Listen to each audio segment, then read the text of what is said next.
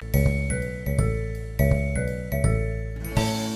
guys, so I just got home from work, and if you were paying too much attention to yesterday's vlog, I said I was going to go to that Frozen thing right after work and not even come home. Well, here's the story behind that. Okay, so in the mornings I set 2 or 3 alarms. Usually I have 2 set, but sometimes I set that 3rd one if I really want to sleep in. And I never ever ever get up at the 1st alarm. It's always the 2nd or the 3rd. And this morning my 1st alarm goes off and I just spring right out of bed. I was like, Frozen presentation is today! I'm like freaking out, and I'm all hyper, bouncing around, singing in the shower, going all crazy. And then after I dried my hair, I go and check my emails because I was like, oh, I should see if I got any comments on last night's vlog. I just want to check them out. So I was looking at those, and then in my other email account I noticed I had an email. So I check it, and it was from Disney, and they said the event was sold out. And then when I went to the events page, it showed it was actually sold out, because when I RSVP'd, it did not show that it was sold out. So I was so heartbroken. You don't even know. I went from like, ah, to like a second, okay? I went into my bedroom, crawled into my covers, and just like spaced out. I just went comatose. I was so upset. And so then it was a little depressing at work, but I was like, kind of like, I'm wearing my Frozen shirt. I'm like, you know what? I'm just gonna go anyway. I'm just gonna show up, play dumb, and like see if they'll let me in. Like maybe someone canceled their reservation or something. So that was the plan. But I was kind of torn because if I didn't get in, it'd be such a huge waste of time. But I was like, meh, I'm gonna try anyway. But then I'm at work, and I keep my email open all day. It's not always the top window. I do have dual monitors, so sometimes it's the top window on the side monitor, sometimes it's not. But at the time, it was the top window. And I'm just working away, and then I glance over and see that I have a new email. And lo and behold, it was from Disney. Since they had such a high demand for this presentation, they added a second time. So there's the 7 o'clock show, well, presentation, and then there's an 8:30 presentation. So it's like, click here to access it or whatever, to like confirm your booking. And I was like, sweet. So I clicked it, got my ticket and everything. I just need to print it out, and so I'm going to the Frozen presentation. And for those who don't know what it is, I mean, I don't even fully know what it is, but one of the top animators from Disney is coming to give a presentation. I'm sure it's not just him, there's probably someone else, people with him, I don't know. But he's doing a presentation called Frozen, the Art of Animation. And yeah, it's basically just going to talk about, it said it's going to talk about the principles of animation and go behind the scenes in Frozen and stuff. So you know how much I like my Frozen. So I am super excited. This is a very long clip. I'm sorry guys, I'm just very excited, and I had to explain the whole story. I was going to vlog about it this morning, but then because I was in bed for so long, I just had no time to vlog. Lately I've not been vlogging in the morning at all, and that's because I've been leaving 5 to 10 minutes late for work. Most of the time I do end up still getting there on time, and if I'm late it's maybe like 2 minutes late, and then I'm usually still the first person there, so it doesn't even matter. But I just, yeah, I've been like barely making it out the door this last like week or two, so that's why I haven't been vlogging in the mornings. But yeah, I'm gonna go print out my ticket, and yeah, oh yeah, Frozen. I'm actually gonna quickly make some food before I print off the ticket, because as soon as I go to that computer, like, it is the hugest distraction ever. So I'm gonna make my food, then go to the computer. So I'm just having some egg in a hole. And while that's cooking, I just wanted to mention something about events in general. I used to live in Saskatchewan and Alberta, and there's not a whole lot that goes on there. And ever since I've been in Vancouver, it's been like heaven. There's always conventions, there's events related to my industry, and things like this Disney event, which is free, by the way. It is a free event put on by Disney. Like, there's a Vancouver, okay, this event is in Vancouver and in New York, and that's it. Like, this is what I love about living in a big, popular, I guess, city. Like, it's a popular place for events. is I can actually go to this stuff, and it honestly makes my life so much better because there's awesome things to do.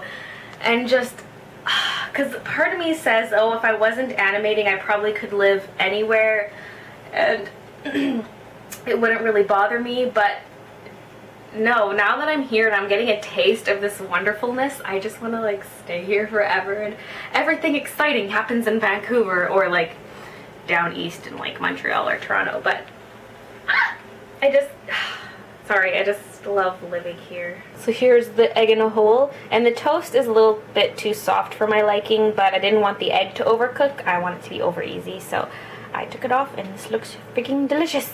The appearance of these windows was a little unexpected. Oh my god, my ticket's printing.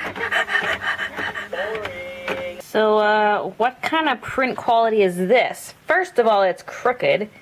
That is supposed to be one of those scannable barcodes, like that. Everything is like blue instead of black. Yeah, I need to maybe clean the printer heads and maybe replace some ink. Well, my ink lights aren't flashing. I don't know. Okay, so the second attempt is looking a lot better. I cleaned the nozzle heads, and then I actually also realized when I printed it, there's a black and white option or a color option, and it was set to color, and that's probably why it gave me like all these wonky blue and green colors. But yay, now I have my proper ticket. Encore, Disney Animation, Frozen, Art of Animation. Considering it's Friday the 13th, I've had a pretty good day, other than the morning, which was devastating. But I did end up getting the ticket to the Frozen event, so that's awesome. And also, my boss told us we're going to be moving to a new studio, and we're getting a place within Bridge Studios, which is a filming studio place. Like TV shows and stuff get filmed there, and we're going to be in this same like area and building and stuff. And it sounds like it's going to be pretty cool, and like and now it makes me really, really want to watch Once Upon a Time, because they film Once Upon a Time there, and it's one of those shows I've been meaning to watch, because everyone who watches it is always telling me like, oh, it's so good, you should watch it, and it's kind of like related to my interests it's kind of like the same stories from Disney, but obviously not the exact same, but it's something I'd be interested in, I think.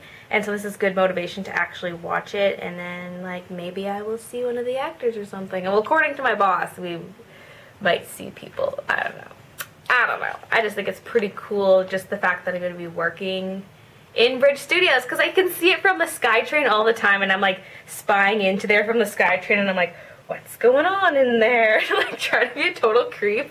And I'm going to be working there, so it's really, really cool. Although it's not necessarily permanent, because my boss did say he wants to get a separate studio, like a separate building that is just ours. But at least for a while, we're going to be at this new place, so pretty exciting. So it is now 7:17, and I want to leave by 7:30 because the show's at 8:30, and I want to give myself that hour to get there, find the place, and get settled. So I'm all ready to go. I changed my boots.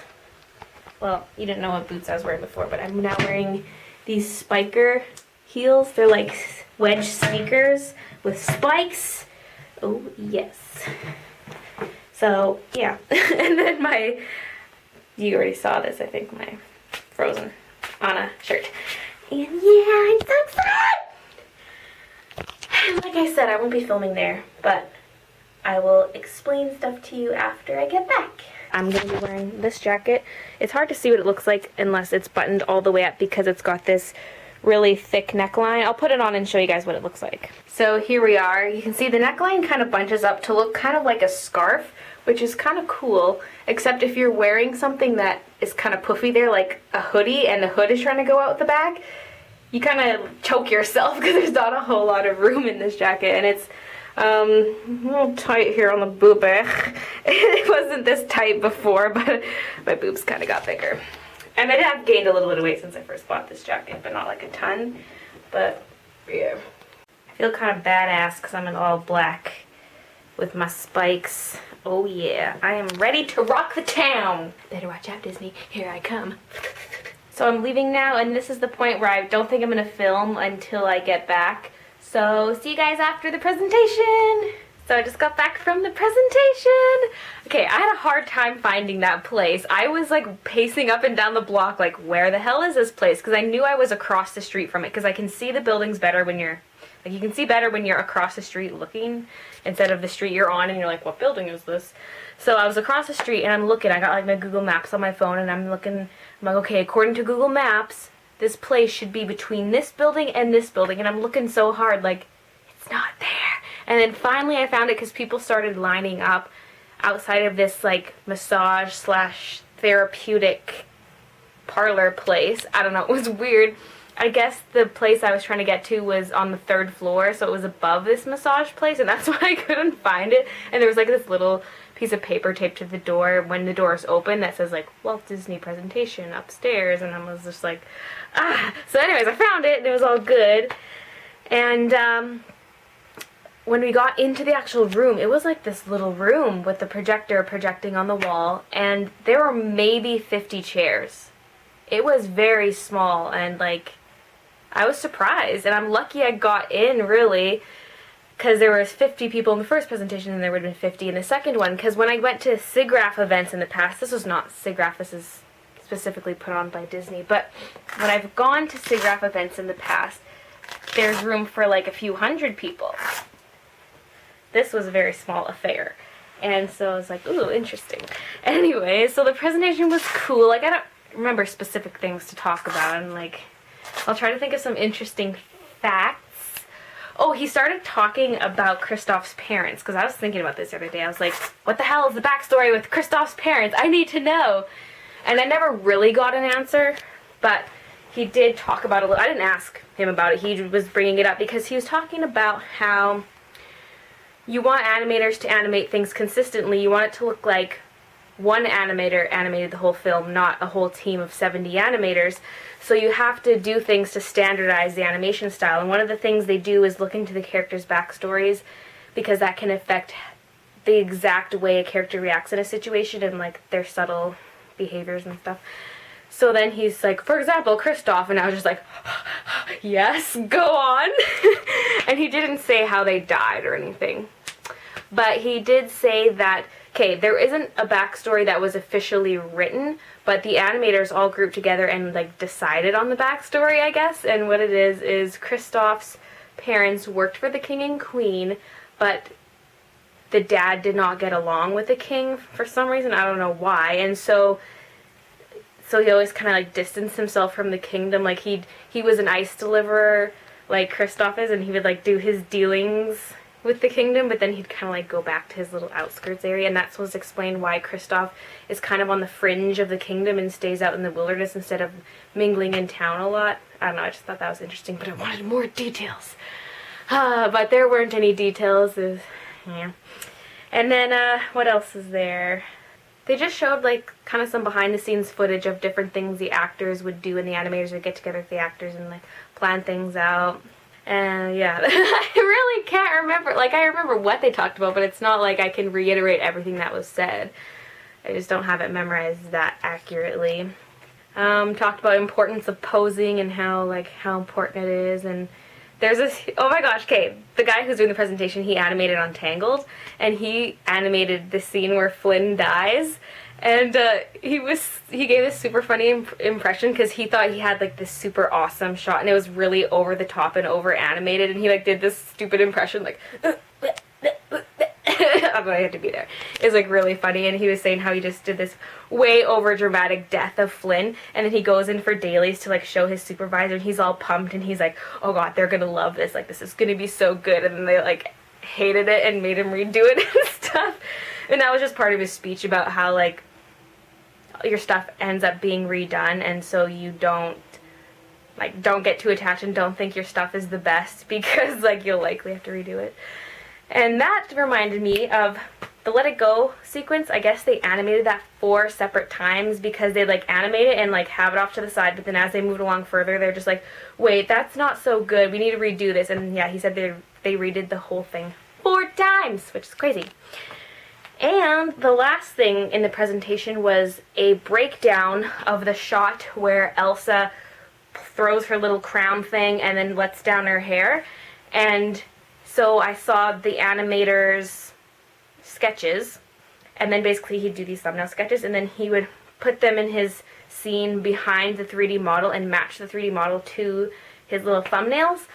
And then so we kind of got to see the thumbnails, and we saw like the thumbnails overlaid with some of the stills from the shot, and then they showed his blocking pass. I like seeing the blocking passes because it's not fully rendered like what you see in the actual final show. So yeah, it's cool to see the process, but it's also cool to see like what the models looked like that they worked with. What it looks like when it doesn't have hair, it has like blocky hair, like geo hair instead of strandy hair, and just like what the outfits look like. That kind of thing just fascinates me because we don't work with hair and cloth at school, and like I still haven't learned anything about hair and cloth, and so it's just really fascinating to me. Anyways, so then we saw his blocking for that shot, we saw the breakdowns, and then they showed the final rendered version. And I was just like, okay, going into this presentation, I was like, don't ask them about Elsa'S hair. Don't ask them about Elsa'S hair. They probably have been like bombarded with this, and they probably just like dreading that question. So I like didn't want to ask, but they finished on that. They finished on the breakdown of that specific shot, and the guy's like, any questions? And everyone's silent. So I'm just like, I have a question about that previous shot, and like I asked what the reasonings were behind the decision to make her hair go through, and like I kind of already knew it's just because it's more aesthetically pleasing. But he was just like, what? And he didn't know what I was talking about, and I thought that was weird because I mean he wasn't the supervisor on that shot, but I thought maybe he'd know a thing or two since he was explaining the whole process of the guy's workflow and how he did that shot. So I thought maybe he would know a thing or two about the hair, but he didn't. So he's like, okay, let's go back and watch that again. And so he like plays that clip back over and over again, and then everyone in the crowd was just like, OMG, the hair. And I was like, what have I done? What have I done? I felt like I just started a shitstorm. But he had seriously nothing to say about it because he had no idea about like how that hair was animated, and so he was just like, the only thing he said about it was, he said, look over here while I do this magic, because he was basically saying it's all about distraction, and like you're not really supposed to see that and how it's an illusion. So that was like his brief comment on it, but I was like, dang, didn't get any answers on that. Like the chance asking a Disney animator like about that, I was so nervous because I'm like, here's a Disney animator right in front of me, I gotta ask. So I just did it, and then I was like, ah.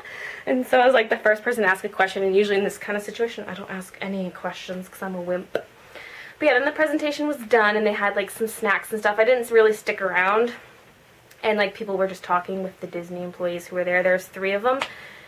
And the guy was like, oh yeah, the 3 of us are gonna go to this bar, it's just down the block, so if you guys want to like come and talk with me more and have some beers, like that's where we'll be, you should come hang out. And I was just like, holy crap, wouldn't that be awesome, being like, yeah, having some beers with some experienced Disney animators. But I just couldn't because I'm alone. It's too weird because I would either be with them, talking with them, or sitting off alone. Like it'd be like a combination of the two, and it'd just be weird. If I was with someone, it would make more sense, but because I'm alone, it would be like, hey guys, how's it going? Like, if you know what I mean, like it'd just be creepy if I was alone, and like I'd be too dependent on their company if I didn't have someone with me. So I just kind of was like, it'd be cool, but I'm just gonna go home and I have stuff I need to work on anyway. So yeah, so that's my little spiel about the Frozen presentation. I just remembered one more thing that he kind of explained is what they strive for. There's 3 things. There's compelling story, believable worlds, and appealing characters. I was like, I gotta get these right. So those are the 3 things, and just about how like you're not trying to mimic reality, you're not trying to make it look like live action, you're trying to just make it look believable. It's still stylized. They're not trying to make it look like motion capture or make it look like an actual human. They're trying to caricature the movement while making it believable. So I know believability is like a huge thing in the animation world. And that kind of applied when someone asked about like the hair and the cloth simulation and everything, and they're like, well, how much of this was left to cloth simulation and how much did you guys have to actually animate? And I guess the cloth simulation looked terrible, so they had to do with a combination of cloth simulation and like animating it, which is not surprising, but a lot of times they were animating like every 2 or 4 frames they had to like pose out the cloth, and that is crazy. Like, so there's a lot of cloth simulation, yes, but there's like a ton of actually posing out the cloth, which is crazy because like cloth simulation is really something I want to learn about, but I'm like, I don't even know where to start. I want to see if there's maybe good tutorials on a digital tutors website, because I think I can still access it, because after I graduated I got like a password through my school for free that I could use. Digital tutors has got good tutorials. So I don't know if they have anything about cloth simulation and how to like animate it manually while doing some simulation. I think that'd be so fun to learn about, because we don't learn any of that in school, so